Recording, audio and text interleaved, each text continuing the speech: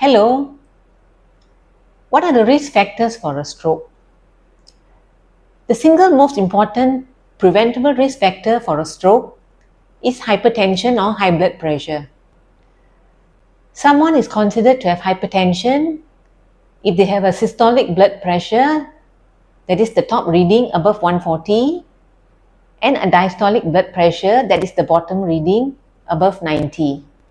So a reading above 140 over 90. It is preferable to keep the blood pressure, the systolic blood pressure between 120 to 130 and the diastolic blood pressure less than 90. Now, high blood pressure damages the vessel wall, causing it to narrow or rupture or leak. The other risk factors for a stroke are diabetes. Now, how does diabetes cause you to have a stroke? Diabetes causes dysfunction of the cells lining the blood vessel, and when there is dysfunction of these cells, it allows accumulation of toxic, inflammatory proteins to accumulate in the vessel wall. So high cholesterol is also a risk factor for stroke, as this gets deposited inside the blood vessels, causing them to narrow. The other risk factors for a stroke are irregular heartbeat and a weak heart, or what we call heart failure. So in an irregular heartbeat, when the heartbeat is irregular, there are increased chances of blood clots forming in the heart, and these blood clots may break off and travel through the blood vessels to the blood vessels of the brain, and they may lodge in one of the smaller areas supplied by the smaller blood vessels, and in turn causing a stroke. Similarly, when the heart is weak or you have heart failure, there is also an increased chance of blood clots forming in the heart, and this blood clot may dislodge in partial, travel through the blood vessels in the neck till it reaches the blood vessels in the head, causing a stroke. The other risk factors for a stroke are what I would consider lifestyle choices: smoking, physical inactivity, poor diet, and obesity.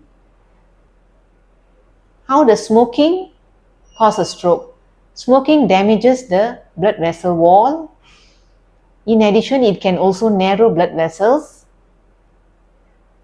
Smoking also causes abnormal accumulation of proteins in the vessel wall.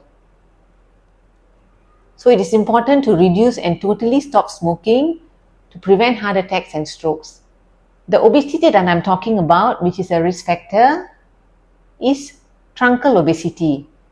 That is, if you have a large abdomen or pouch. Now, obesity or presence of excessive fatty tissue increases inflammation throughout the body. Obesity also causes reduction in blood flow. Now, there are other risk factors for a stroke. If you're older, your risk is higher because your cells and tissues don't function so well. If you're female, your risk is also higher because females tend to live longer, and naturally when you live longer, your chances of developing a stroke is higher.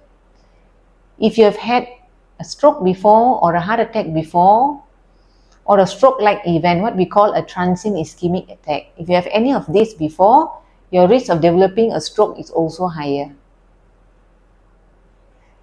There's also family history of stroke. If some people, in some families, there is a family history of stroke. So if you have had a grandparent or a parent or a sibling who's had a stroke, you may be at increased risk of stroke as well. Now, what is the prevention of stroke? So we would all like to prevent strokes. The prevention of stroke entails following a healthy lifestyle. That is, to stop smoking, to have a heart-healthy diet, because what is good for the heart is good for the brain, to exercise regularly. You need to do aerobic exercises, that is cycling or swimming, jogging, walking briskly for at least 30 minutes, 5 days a week. Of course, if you do more, it will be better, but at least 5 days a week of 30 minutes exercise. Get your risk factors identified, that is diabetes, blood pressure, cholesterol, irregular heartbeat, that is atrial fibrillation, and heart failure. All these need to be treated optimally. Now, how do you follow a heart healthy diet? So you need to eat a diet which is more plant-based. So a diet that is rich in complex carbohydrates,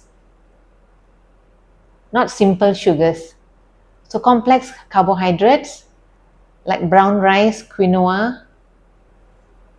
You need to eat heart healthy proteins like fish.